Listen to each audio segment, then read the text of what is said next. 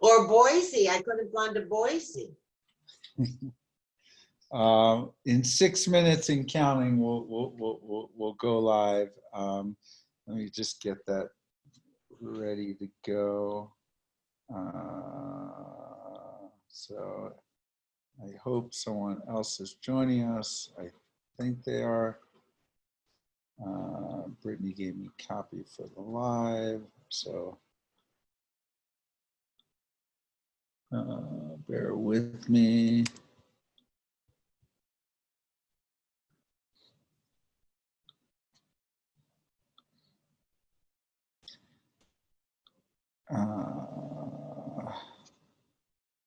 So can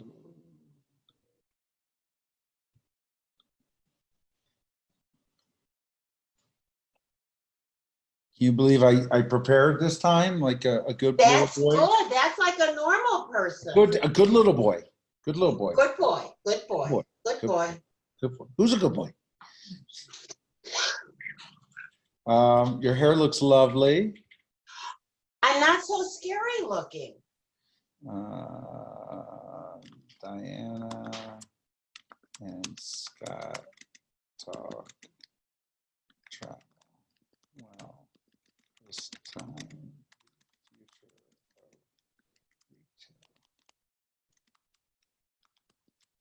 of retail. Choose groups, Scotty Vest. That's it. Okay, so I'm literally one button away from going live. Look at me. I am. But nobody's here. No, well, it's just you and me. That's enough. That's you and me's enough. No. Isn't that enough? No. We have something to talk about.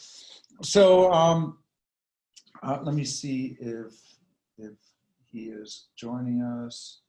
Jim, let's see, Spud. Are you joining us? Are you joining us?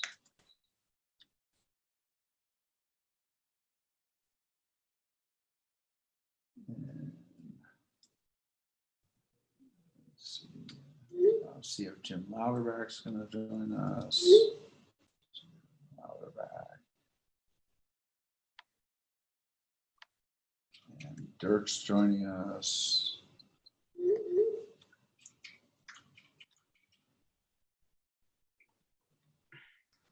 Okay.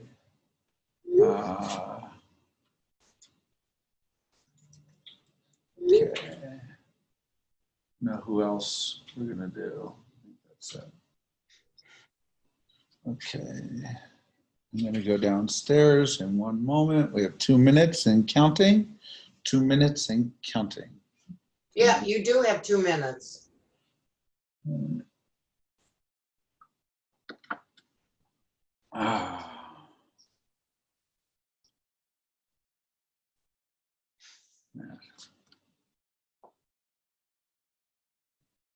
Oh, Tuesday I have a birthday party.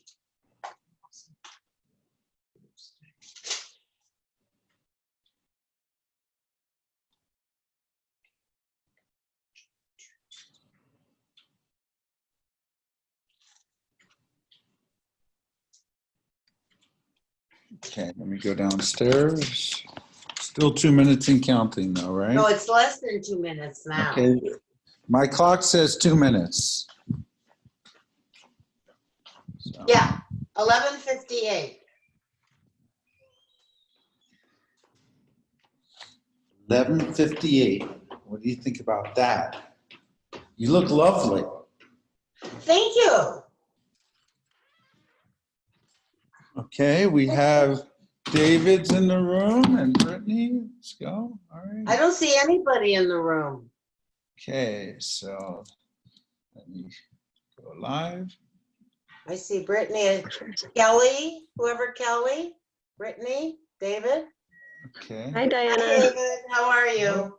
Good morning. It should be going to Facebook Live, Brittany, as we speak, redirecting. Yep, I'm checking right Tell now. me when you see that.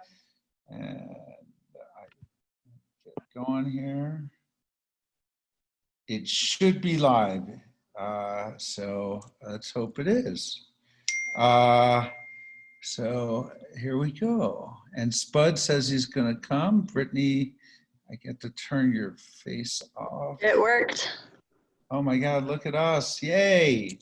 Close. All right. So this is another episode of Scott and Diana Talk Travel, and anyone else who wants to join us. It looks like we have David, who's become a regular, and Kelly is in the room. Spud's on his way. This is going to be an interesting episode. Let me get my power here. Let me see who that is. Hold on one sec. I got all the technical issues. Dirk is in the room, coming in the room. I got all the technical issues out of the way. For those of you who watched last time, I want to apologize profusely. Hi, Dirk. Hi, Scott. How are you? I'm doing fantastic. And Robert's joining us as well. So we've got a nice little group here. So hi, Robert. Thanks for joining us. Hi, Robert. We're just going to shout out, or if someone has a question, I want to apologize, everyone, for all the technical issues we had last time. That was completely my fault for not preparing. Diana chastised me, rightfully so. The mother-in-law is a witch. What's that? The mother-in-law is a witch. And I I want you to practice, and we practiced today. Well, Megan's joining us. Yeah, well, a witch is one word, or you could change the first letter if you'd like, and we'll be just fine. so Spit. the gloves are on the ice quickly here, right?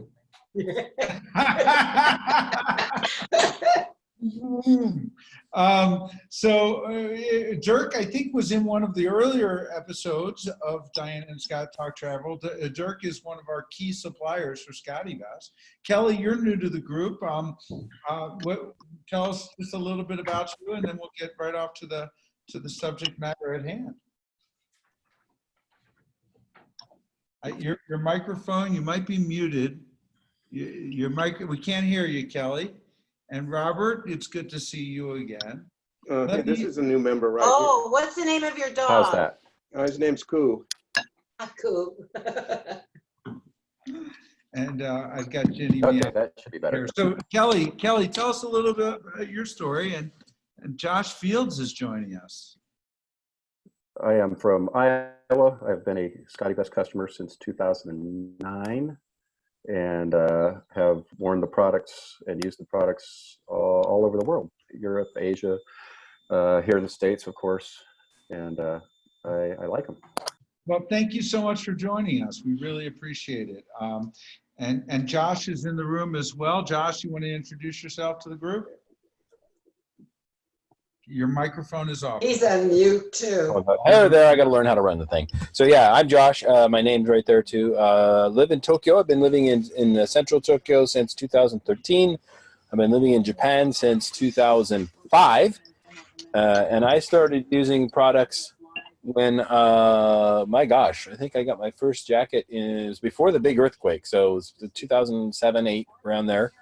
And I've been keeping up with them. I've done a no baggage challenge. If you go that far back in SCOTTeVEST history, I traveled from where I live on the main island up north in the winter in February, wearing only head to toe SCOTTeVEST, and to raise a little bit of money for charity. So that was fun. And over that time, I've gotten to know Scott, and we've corresponded, and we just had a meeting earlier this week about some things. And amongst that, I love to travel. I've still got to get to Europe, but I've traveled fairly well around Asia. Since I live in Japan, and yeah. Well, it's good to have you back. And Spud, our returning guest champion. Good to see you. Konnichiwa, Josh. How's it going, Scott? I'm doing. Hi, Diana. Fantastic. Hi. I've been listening to your podcast, and a couple of the people that listened last time chimed in. I think David loved them, and how have you been, Spud? Doing all right. You can hear me okay, right? Can hear you perfect. Yeah, okay, good. Yeah, no, doing all right. We're just trying to work out, like you guys, we're trying to work out the kinks on the actual, free, live streaming that we're doing on Facebook. And there we go. That's a little better. We're trying to work out those kinks and get everything the way I it's looked at supposed to some be. of the things you sent me, and they were interesting and helpful. I'm happy to chat with you at any time. I personally have found that finding that go live on Zoom, from Zoom to Facebook connection is the easiest and best way. But you lose all the fun little, things. And I think you can build those, the underscore, the lower third and stuff like that. Yeah. Let me just jump right in. I'm super excited. You're going to have to interrupt me a lot, all of you, because, I'm just got diarrhea of the mouth, how excited I am. Oh, again. You are just what did you call it? A witch? Is that what it was? Well, no. Yeah. But we haven't heard from Megan, and Megan is someplace interesting. I don't see Megan here. Who's We'll Megan? go to the next page. I don't know. Even Okay. I understand Zoom. Okay. Let me see. Yes, Megan McHugh she's with us, but she's Is she, muted. is So she, she's Megan, a take your non-video mute off. participant, though, right?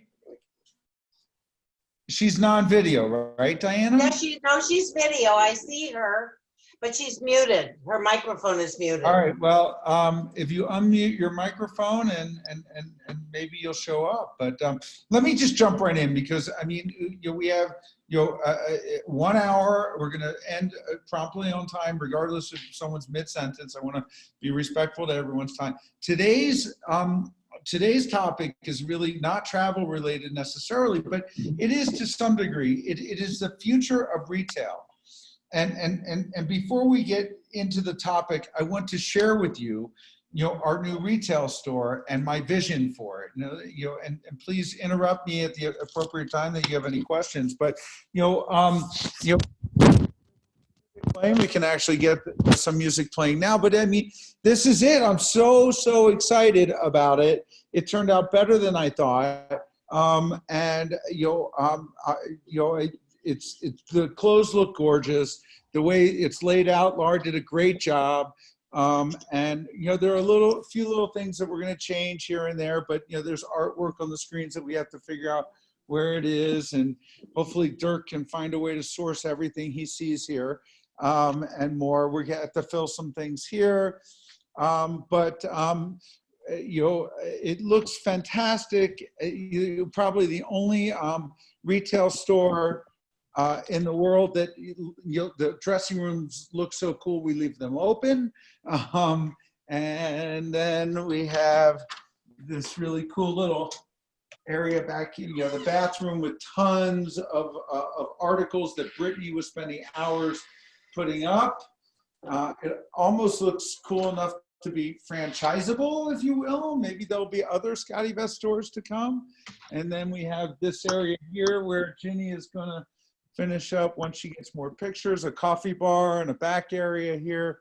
But my vision of retail that I want to propose and get your feedback for, and then we have a virtual shopping experience here with a camera as well. But my vision is make retail in the age of the pandemic, make people super comfortable. We have mask and disinfectant over here, create enough space so that people feel comfortable, but make it experiential. The fact of the matter is that every concert is canceled, every event of multiple people is canceled. So you've got people that are pent up wanting to do something social and experiential. And if we can tap into that desire and do so with the music and some appetizers, and we have tons of parties that we're planning, and we're going to be giving our space to a dance club that because it's our whole entire building is just full of space, and make it so that people feel like it's something to do. I think that they're really pent up. And then moreover, for years we had this desire to do a personal shopping experience, and we've had it on our website, and it just never was properly done, but a company called Buck Mason that someone showed me has virtual shopping experiences or virtual fitting rooms. And I participated in one of those, and Josh, as one of our longtime customers, and I were talking and brainstorming about this. I think I was ahead of our time because most people weren't comfortable using Zoom and Skype, so much historically. But I think as a result of the pandemic, more and more people have gotten comfortable with it, these video chats. And in our case, we're going to not only have SCOTTeVEST representatives helping customers in the retail store, holding up products and, being able to show and help people with sizing. But with Josh's help, we're going to enlist a core group of our super customers and fans, if you will. And if a potential customer wants to talk with an existing customer, rather than me talk about the products, they're going to make themselves available not only on Facebook groups, but also by video chat. So I'm going to pause, and if anyone wants to just jump in and say that's a dumb idea, or have you thought about this or thought about that, let's just get off to the races here. Well, Yeah, I like it, but sorry, go ahead. Go ahead, Spud. Oh, I was just going to say, there's so many things where timing is everything. And I know you guys were working on this before everything came down. I'm curious if you changed many of your plans, how much space you were going to have and things like that based on the pandemic. Well, our initial plan was, and we still may employ this to some degree. We've had 20 years of one-of-a-kind samples that we've been collecting over the years, and we had hoped to do a massive sample sale, number one, and for the community, and with a party and everything else, and because of the nature of a sample sale where people are touching and grabbing, we decided against that. But otherwise, the way our store is laid out, it was always intended to be a very spacious experience. And no, the answer is not the physical experience, but we did intend to have launch parties, and we still do. One of the ideas that Ginny, who's working with us and right around the corner here, she'll put her head, she's sort of running the retail store for us. She's fantastic. So, to put a band on our roof deck, and have cordon off the street, because there's no foot traffic where we are, unfortunately, which is problematic for a retail store, and put 50 people on this side, 50 people on this side, and 20 people on each floor, no more than 20 people on each floor. We have 4 floors and the roof. That's 100 people in the building, music blaring out, and partner with some local charities. And then maybe partner also with some local musicians, so each floor internally could have their own musician, and create experiences that people can do, and then maybe partner with an art gallery as well. So there's just tons of interesting opportunities, I think, for retail. No, that's great. I'm glad to see you guys are doing it. I was wondering about the foot traffic and things like that. So there isn't anything like that on your street? Well, we're a half a block away from where the core of shopping is. So, Okay. so a half a block is really adjacent to, but it's just not where people would necessarily walk past. You need to know to come here. And so what that means is I've got to do some advertising and some PR. We were written about yesterday, and I love the headline, SCOTTeVEST open store during pandemic. It was like a title from The Onion, it really, it was a big headline. you know, and it was a picture of me, side view, big nose and big belly and all. You know, go Google Eye on Sun Valley, or I'll pull it up when someone's talking, and I'll share the screen. It's kind of hilarious, to be honest with you. So. Well, but I did hear about it. I live in Chicago. I have a friend who has a place in Sun Valley, but I know her from Tucson, Arizona, and she sent me, she said, did you know that Laura and Scott opened a retail store in the middle of a pandemic? And it was sent to her by somebody. So obviously it caused a little commotion, even in my house. Well, we're actually trying to put together a proper press release that's going to have multiple different angles. And, you know, one is, you know, husband and wife team, you know, one is, you know, what do you do? You know, but the headline is really, you know, Scott and Laura George, SCOTTeVEST opens travel clothing store during pandemic. And you're like, what? Is that a joke? And then you start reading it and you start listening to the pitch, you know, about, you know, the experiential opportunities, you know, in light of it. I'm hopeful that despite the fact that, you know, there's only going to be local people probably here for some time because travel, you're having a tough time getting here even in July, apparently.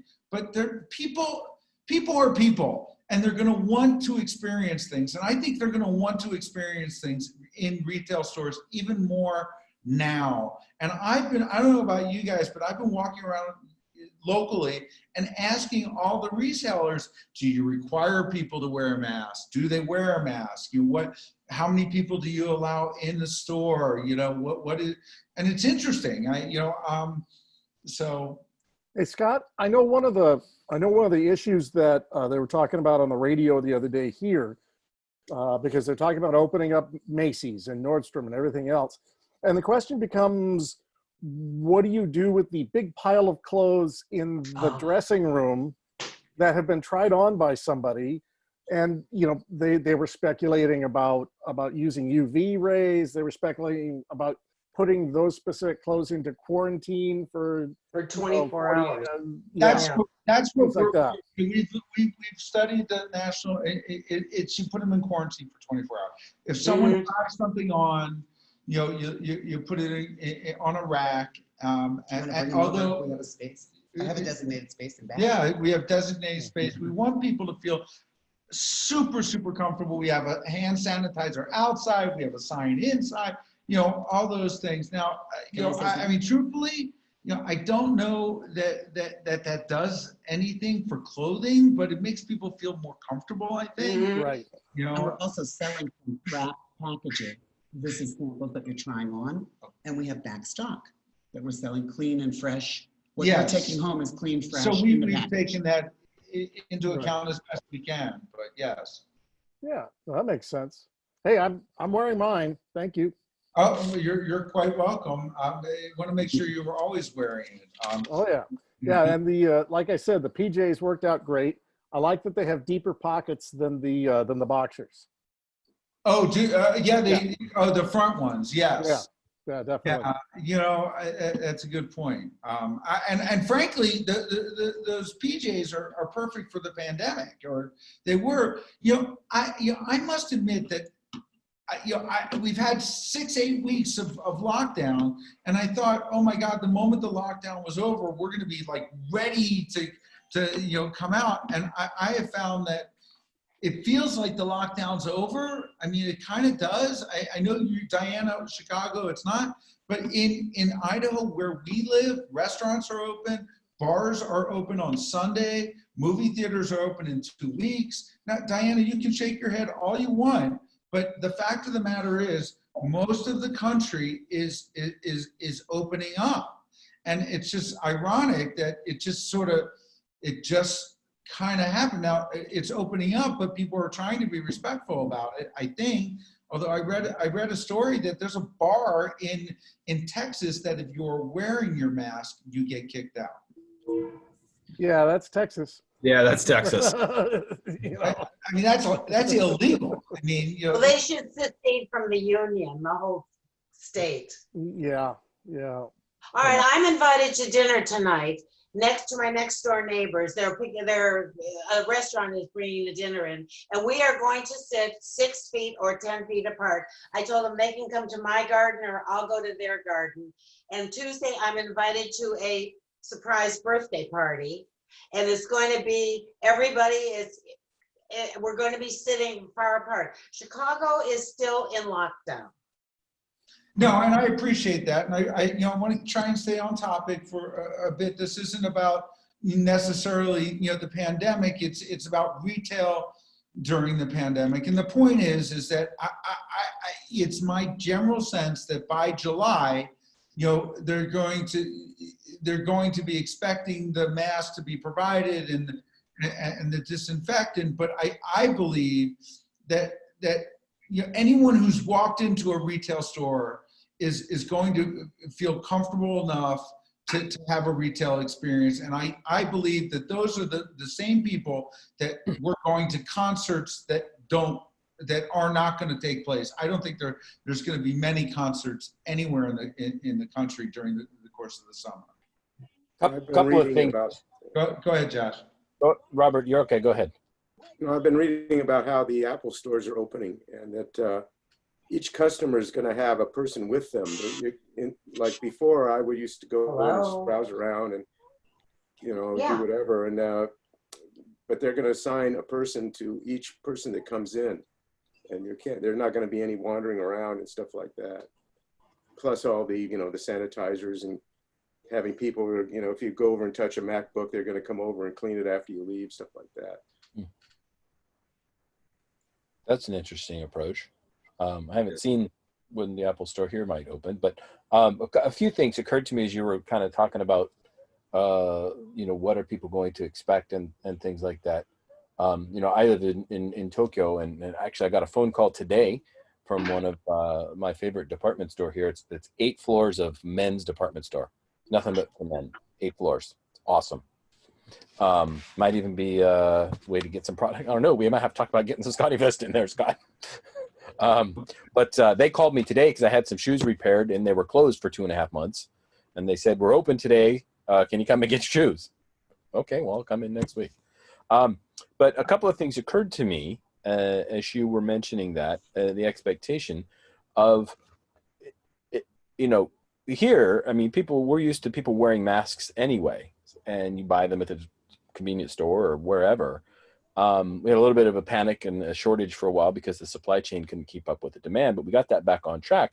But, if people go out and they have a mask and they're wearing their mask wherever they go. So the fact that a merchant may be expected to provide them is a different twist. If you go out the door and the first place you go is, this department store, this store, and they provide you a mask.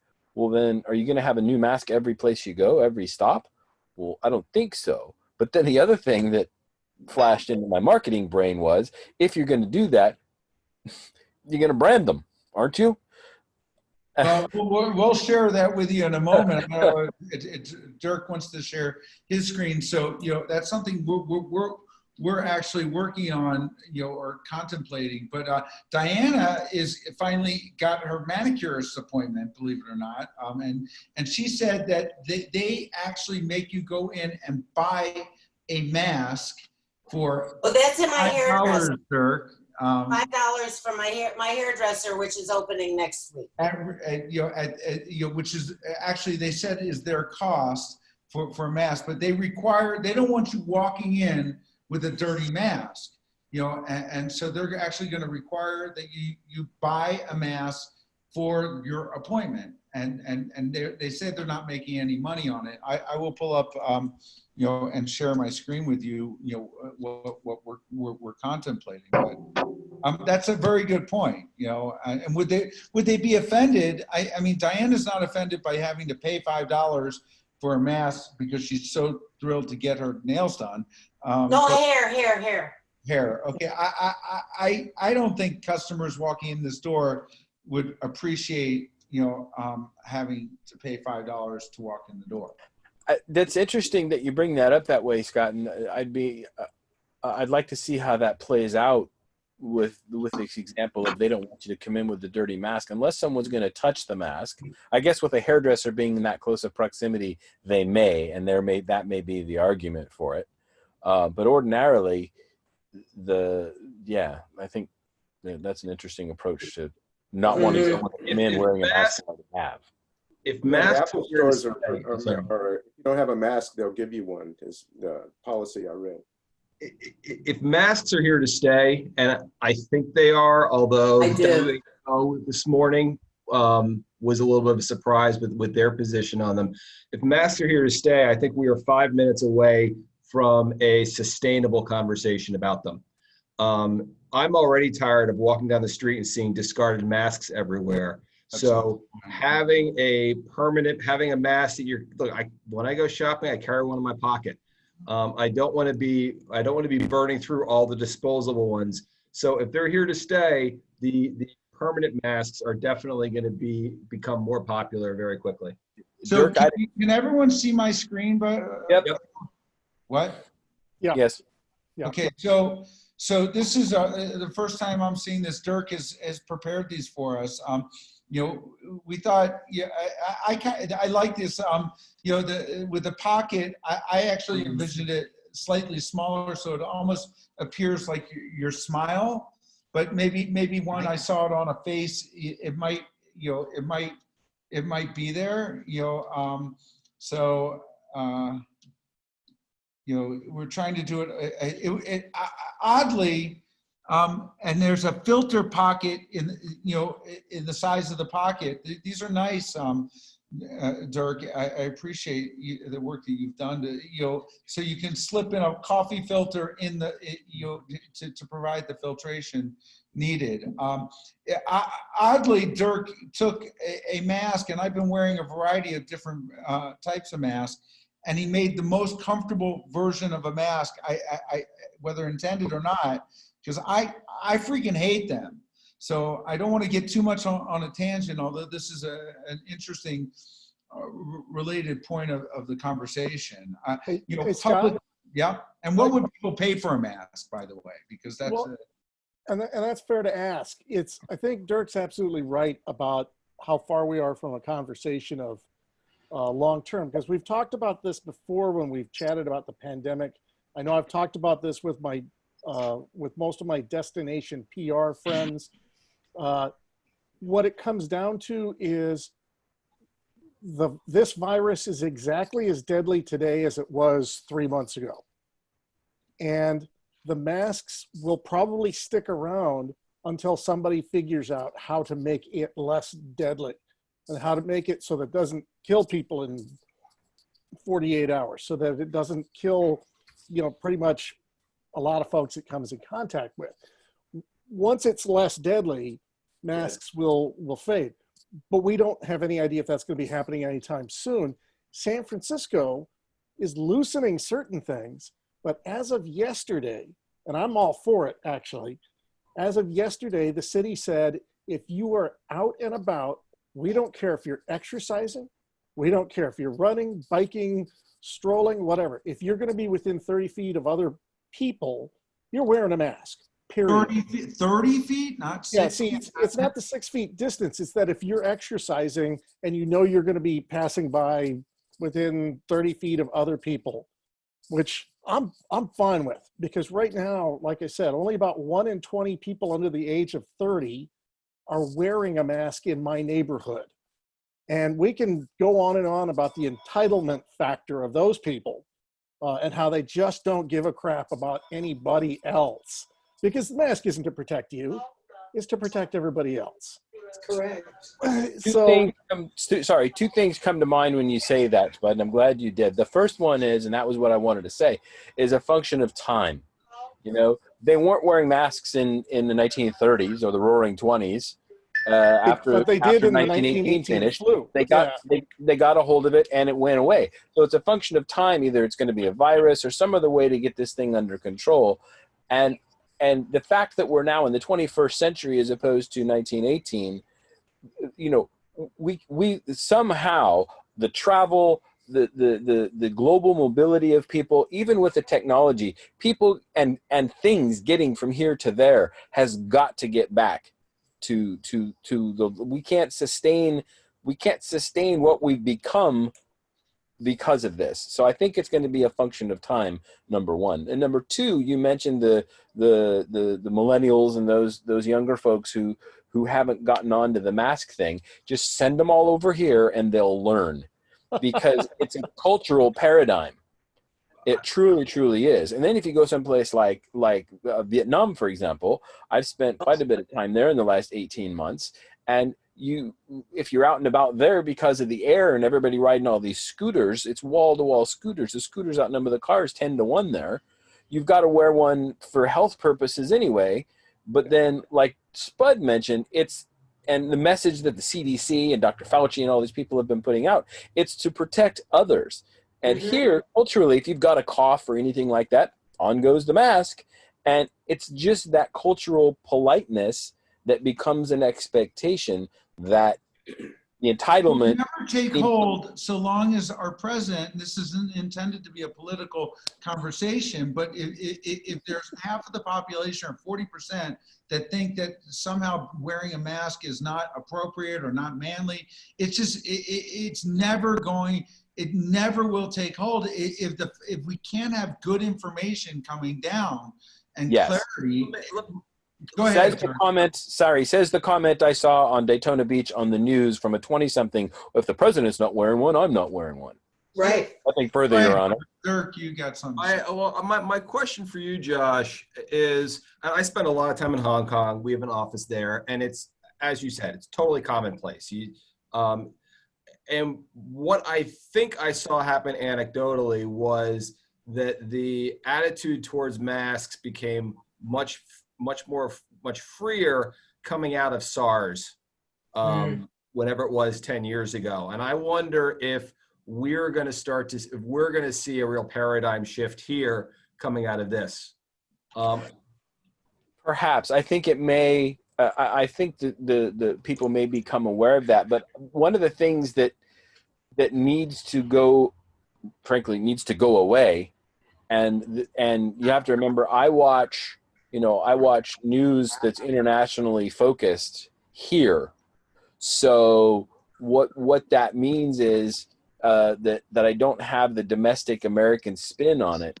And going back to Spud's entitlement comment, there's a lot of entitlement that I think sparked this early reopening and those kinds of things, because a lot of places weren't ready yet. But these demonstrations and the people storming the state capitol in Wisconsin and wherever the heck it was, that entitlement's got to go away first, and people have got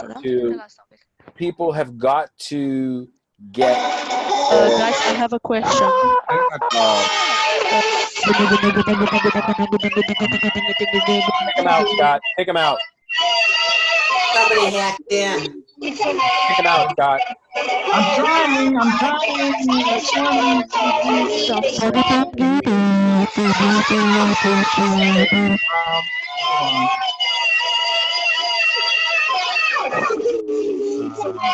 I'm going to kick out a lot of people. I don't know which one I'm kicking out. Did they go? Yes, they did. They go. Okay. All right. I'm sorry. Okay, there we go. So I apologize. I'm going to have to. No worries. So I think that entitlement, back to Dirk's question, if we can get the entitlement part fixed, the short answer to your question is yes.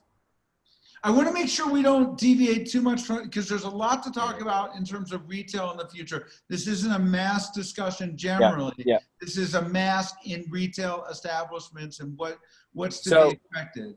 So the comfort, back to that then, connecting it full circle back to retail, I think in light of Dirk's comment and Spud's comment, once people are comfortable with it and that paradigm shift takes place, and it's not just because of COVID and people are thinking, oh, if I've got a little cough or I've got allergies or whatever, they'll do the mask, and seeing people with the mask will become less weird.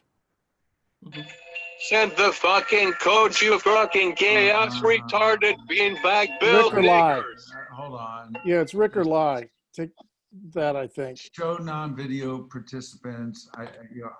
Anyone who's got a non-video, I am going to just remove you guys. I'm sorry. Brittany, I'm going to need your help for this in the future. Yeah, I was working on it, but it was Because a whole bunch of people just came in at once, and I just started admitting everyone. So, in any event, I think I'm not going to admit anyone else any further. So, even if invite only with password in the future, I can do that. So, okay. So, on the mask thing, I think it's an interesting thing. Let me talk a little bit about from my personal experience, having run a retail store, having looked at all. Niggers. Okay, now, is that Diana? Yeah, it's the non-video one. A different Diana. Okay. I can't figure out. Let me see. The one that says connecting to camera. Participants, right there. I mean, who is it? And I don't know. There's two Dianas in here, and I don't know which The one that says connecting to camera. Okay, she's gone. If you kick me, you're gay. If you kick me, you're gay. If you kick me, you're gay. Okay. All right. Make a note, Brittany. We got to figure this out in some fashion. So, in any event, just in my experience in my town, and I think it's going to be, and this is something Dirk and I talked about, it's going to be very localized, because here where we live, if anyone watched the Diane Sawyer special Nightline, we were the epicenter of the entire virus. It started in Sun Valley. Whether you realize it or not, as it's been presented, it would have happened anyway, but what impacted in Sun Valley, then went out and probably it would have affected the United States a week or 2 or 10 days later. But because we've gone through it and it wasn't that bad for us, and I know everyone has a different perspective because they didn't live through it the way we did.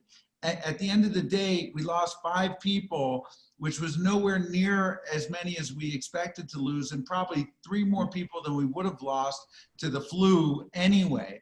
Generally, the attitude that I have seen, that people in the stores, they don't care. And I want to be sensitive to it. The few people that have walked in the store, they put a mask on, and I politely say, if you feel more comfortable with a mask, you're welcome to wear one. It's not required here. And immediately they take it off. And they say, I think I had it, and they stay a safe distance, and all is well with the world. Diana, you have a different point of view. That's your point of view because you live in Chicago, and it's different. And I suspect that it's going to be different everywhere. Texas, it's different. Here, it's different.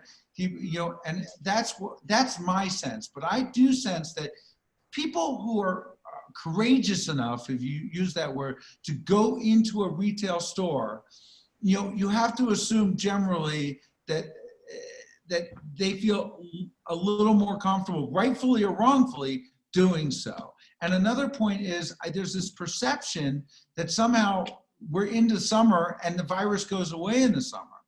And I'm not sure if that's the case or not, because even listening to Fauci has indicated that, it's going to come back in the fall, which assumes that it's gone away. I don't know what the answer is. So. I don't know. I got to step out in just a little bit anyway. Yeah. But as far as the retail thing goes, it sounds like you've built something that is both for the future and for the present, which is great, because some things will change permanently. Obviously, we've been told that. Common sense dictates that. But some things will go back. And we will always shop. We will always there's some folks who always want to go actually into a store, see stuff, see what it looks like while they're wearing it. Not everybody is about Amazon. Although sometimes it feels that way. But it sounds like you've built something that's good for short term and good for long term. The trick is, I think, is getting people in there. And it sounds like you've got the plan with, targeting the locals first. And then when you've got a critical mass and things open up, go for everybody else. Yeah, I hope it becomes like a destination when you come to Sun Valley, you have to go to the SCOTTeVEST store because it's just a cool space to be in. And I was doing some research on Untuckit, and and just pre-pandemic. I mean, I don't think Laura thinks retail's dead. Diana thinks retail's dead. I don't think it's dead. I think it just needs to be reimagined. Untuckit's done really well in retail. Go ahead, Dirk. Retail's not, brick and mortar retail is definitely not dead, but it is definitely evolving very quickly. And what we're increasingly reading about is that to think of brick and mortar retail as another media channel and not as simply a shop to go pick out the thing that fits well in it. I mean, what we're talking about is the challenge in retail is to catch and get this consumer's attention. And that's very content driven. It needs to be experiential, and I think this is where you've done a good job with all these videos and with these podcasts is you are creating content, you are creating interaction and a personal connection with the consumer. And we work with a lot of companies, and the ones who are, to be fair, the ones who are in the travel space are struggling a little more right now, but the ones who have a really strong connection with their customer are doing well. We've got a bunch of people who are actually up year over year. Interestingly, they all tend to be catalog companies, guys who have been selling catalogs forever because that's one of their primary channels. Suddenly, people are sitting at home, they're spending more time with the book. So I don't think brick and mortar is dead, but it is definitely going to continue to evolve and fit differently in a very complex dynamic. I agree 100% with that. 100%.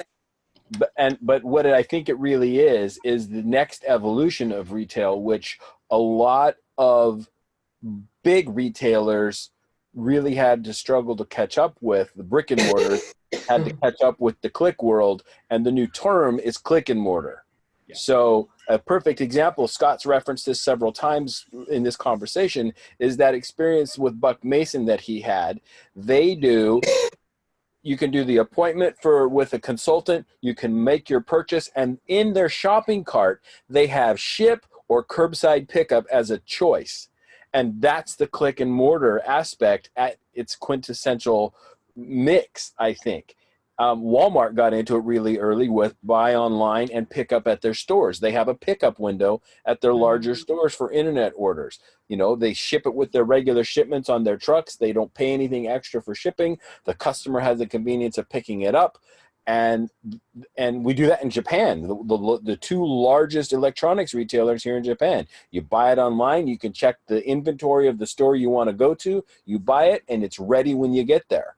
So that's the mixture, I think, that's going to really have the best result. Well, that's something I hadn't even contemplated. When I was walking around town and asking people how things are going, these little shops that I wouldn't even think have a website, that don't sell a brand of their own like SCOTTeVEST, they said that their website is really doing extraordinarily well. So people come in to shop at a whatever place, and then they leave and then they buy more. So when I was penciling this out, I thought if we got 4 customers in a day, and each one spent $300, which is twice my average order value for online, because everyone here is rich and I can show them more than one product. So I figure at least 3, maybe sometimes more. I thought that they'd leave and that's it. But it didn't even occur to me that you're creating someone to come back online and to tell their friends about it, and the value of a customer that gets to touch and feel the brand and meet the designer and owner is worth 1,000 times more than just someone like you, Josh, who just happened to stumble upon the website, or like you, Kelly, I view that you're here because you probably have seen my video and the personal attention. So you're probably much more valuable because of some of these things that I've been doing, connecting you to the brand much sooner. Hey, Well, Scott, you know that. I know you got to go. I got to go. Thank you. Thanks, everybody. It's great to see you all again, and I'll hope to see you again soon. If anyone has See you, ideas for Spud. next Friday, let me know. Bye-bye. Bye-bye. See you, Spud. David, you've been awfully quiet. Do you want to add anything to the mix? Or Robert or Kelly, for that matter? I just have a one request. Is you've seen the UCLA home uniforms with No. the powder blue color, and I've always wanted a performance tee with the light powder blue color. I have to sell the ones I have in stock, and then we'll think about additional colors. The one thing I thought of was your description of coming in and having a glass of wine or whatever and shopping and leisurely reminded me of what's called a gallery stroll among art galleries on a certain night in certain cities. Yeah, that's exactly what that's. And I kind of like that concept.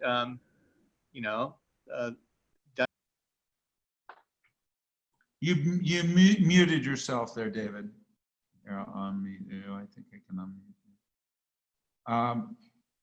So I can't unmute you for some reason, but that's exactly what I want to create. Is that if we can get past pandemic discussion and say, what is the future of retail? I went in to get glasses, and I went in with my poodles.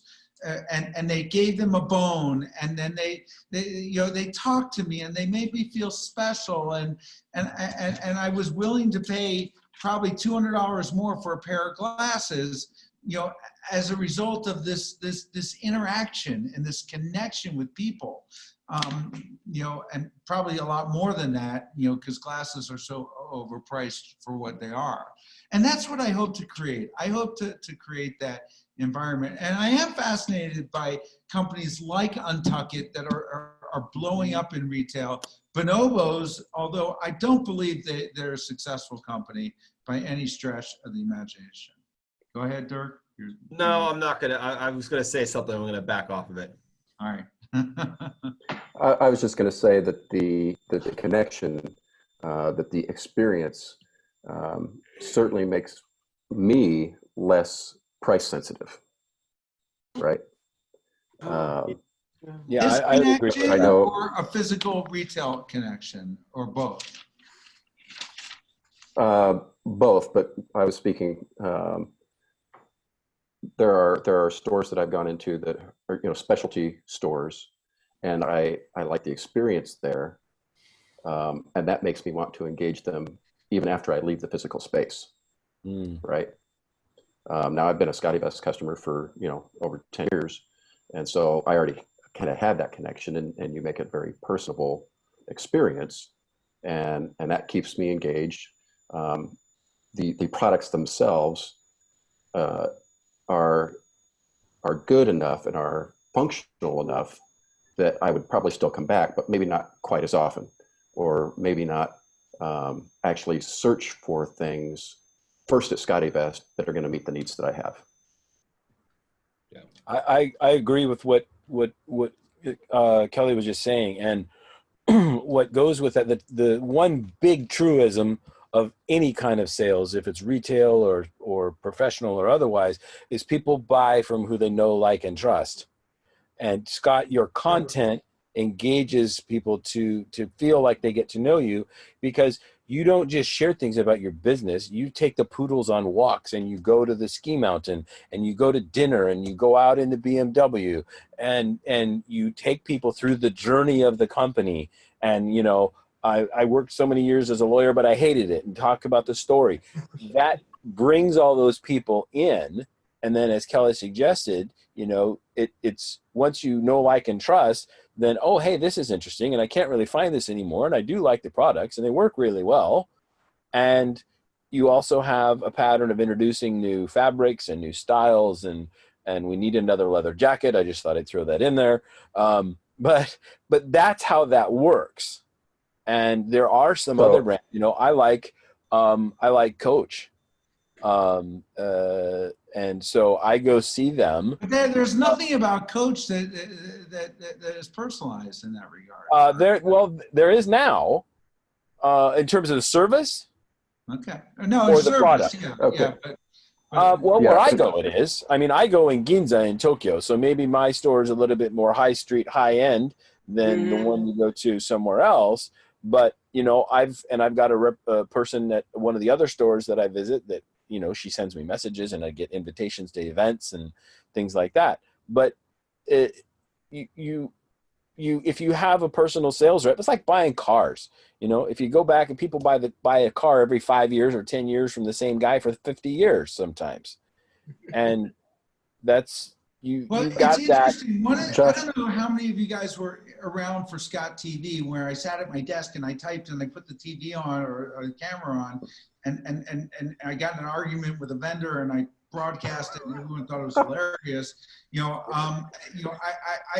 If I had to do that over again, I don't think all the arguments, although they made good TV, were really helpful. But as I sit here for the first time sitting down and look in the background, I mean, the idea here is to have something like this on our homepage where, there's got to be some action. Just watching Jenny, clean clothes all day is not going to be interesting, but to enable people to just click in and say, oh, hey, you have a question? How can I help you? Right there in the store.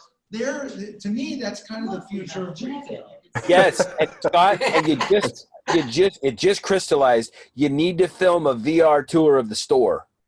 Yeah, that's on our list Obviously. of things. Yes.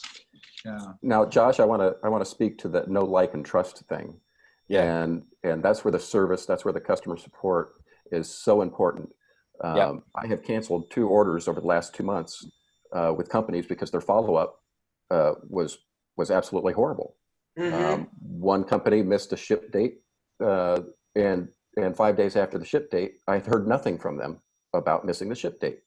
Another company sent me the wrong item and said they weren't going to refund me until I sent the wrong item back to them. Keep that service and support in mind. One other thing that I think is going to be interesting to watch is Amazon is winning right now, but you're also starting to hear a lot more frustration with how Amazon has changed its shipping policies. And frankly, I'm personally convinced that they are using COVID as an excuse to drive down their courier costs. But I think that exact experience, I ordered something from Amazon and I thought it was coming last Thursday and it arrived at the house today. And I went and rechecked the order and they had the right date and I just didn't read it properly. But I think you're going to start to see that service as Amazon gets stretched out.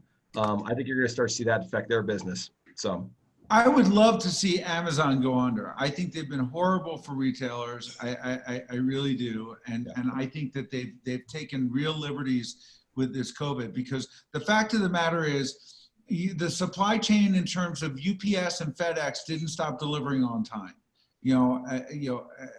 But Amazon, deprioritized things and changed things. I mean, they've destroyed our business, to be honest with you. I mean, we were doing 50% of our business on Amazon until COVID hit. And the moment COVID hit, they just said, you can't even ship any more things to our store. I mean, now listen, if it's because they lacked employees and they're just shipping medicine out, that's another thing, but I don't think with 40 million people out of work, that's what's going on, but I'm being cynical. Yeah, say that out loud 3 times. 40 million people out of work. I mean, it's incomprehensible. I mean, and these are the type of, most of the people out of work are unfortunately those that couldn't afford to be out of work for a week. I mean, much less 6-8 weeks, months. So, Diana, what do you have to say? Diana, you making phone calls? Jesus, you're on. What are you doing, Diana? They're routing out my kitchen, and I need to have. I think they called me, and they're here, and I have to. You're on the clock. Oh no! No, I want to talk to Josh. I want to know what store it is with the 7 stories in Tokyo, because there's one store there I really like. Oh, it's Hankyu Men's. No, that's not the one. The other one was, I forget, the other Japanese store that is hitting all over the United States with inexpensive clothing. Oh, that's Uniqlo. Uniqlo, and down in the Ginza, they have a ramp to this very unusual, high-end, cutting-edge men's and women's clothing store. There's a ramp that takes you into it in the Ginza. All right, so in the remaining 6 minutes, I'm going to go around the circle and I'm going to ask anyone to give me any ideas. You know, I'm using this as a brain trust. I mean, any ideas that we haven't talked about that you want me to leave me with about SCOTTeVEST retail stores, whether here or beyond. I've planned retail stores in airports and everything else. If this is successful, this can serve as a platform for, you know, a SCOTTeVEST store near you. But I'm one step at a time. Kelly, do you have any input that you'd like to leave me with in the last few minutes about? No, my retail experience is solely as a customer. I've never worked retail. That's the best experience. I just spend money. That's all I want. Yeah. Is your money. So do you, I mean, is there any points that you think that you've seen that we should not do, or that we should, you know, reemphasize? None that I haven't already made.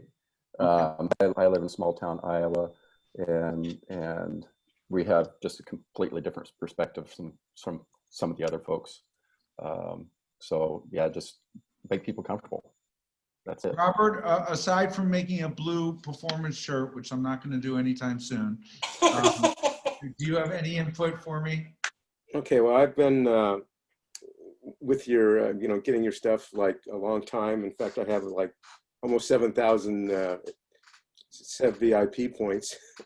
But so I know the sizing, you know, what sizes to pick. But when I first started, the advantage of a retail store is being able to go in and try them on and know, you know, oh, the extra large fits me, or the large or the small.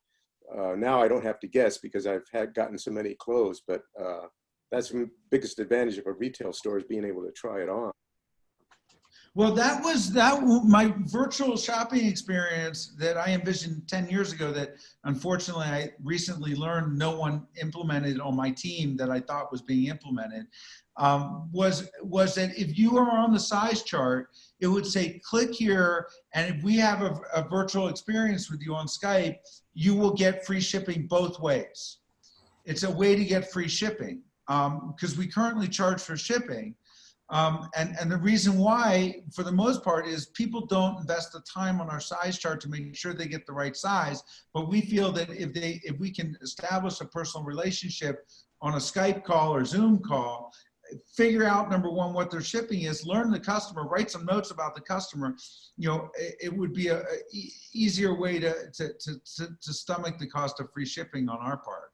But so, and I was at a trade show booth once, and I was and we were selling products, and I realized that most of the friction, there was a line to try on different products for size, because every woman thinks they're a size small, you know. And so in any event, that's a good reference.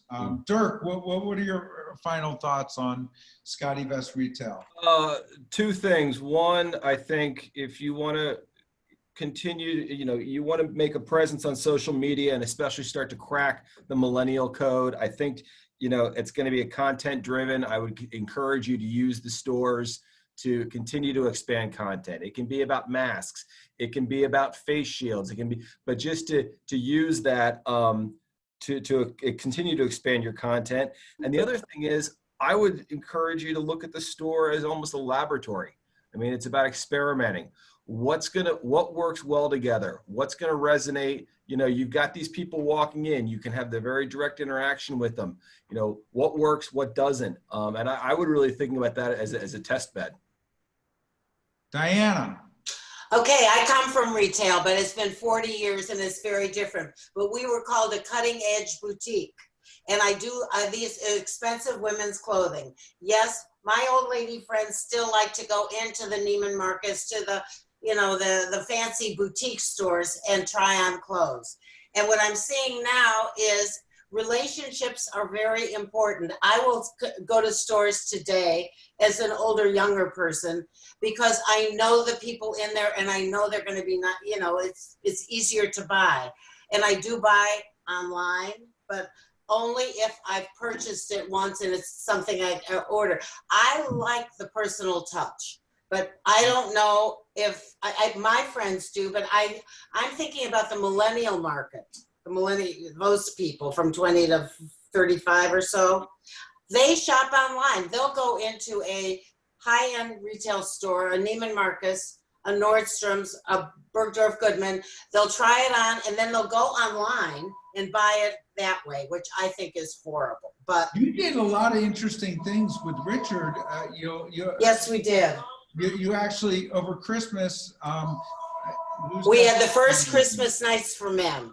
Yeah, you invited the men to come in to buy presents for their girlfriends and their wives at the same time. And their wives, and we were very careful in the stock room to tell the one that was packing it if it was going to go to the office or the home, and put the correct bill in whatever it was. Because sometimes there was problems with that. And I'm finding today— You'll be pleased to know I don't have a girlfriend.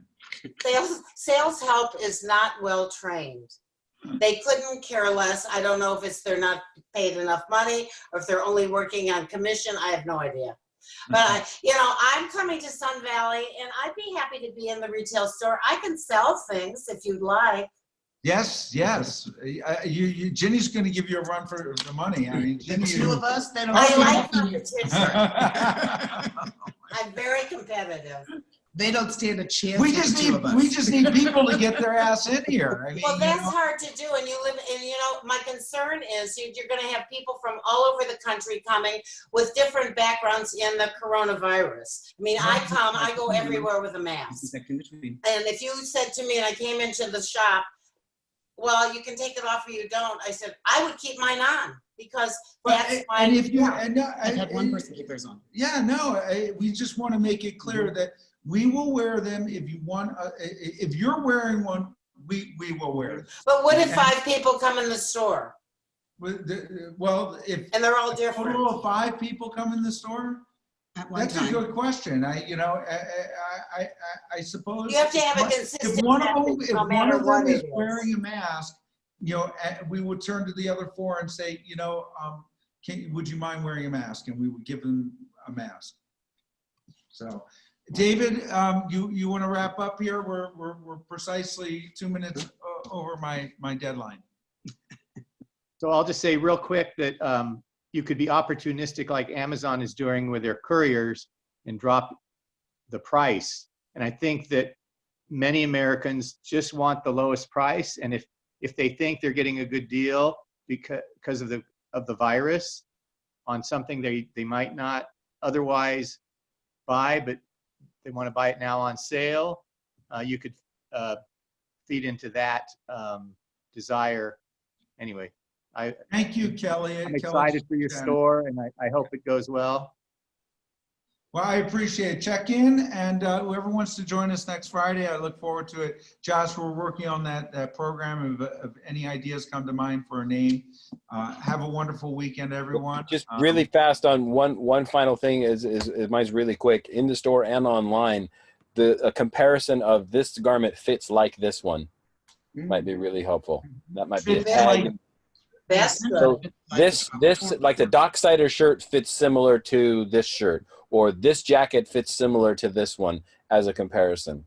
They all kind of fit the same now. Do you mean in our clothing line or to other clothing lines? Like this fits similar to North Face. Yes and yes. Okay. All right. Because you do have different cuts of like the essential jacket is fitting. And to Dirk's final point was using this as a think tank.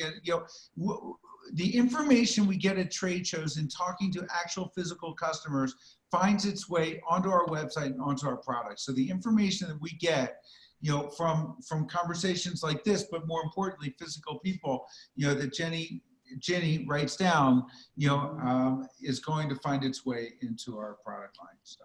And everybody check the link I put in there or catch me on Facebook. I want to send you something.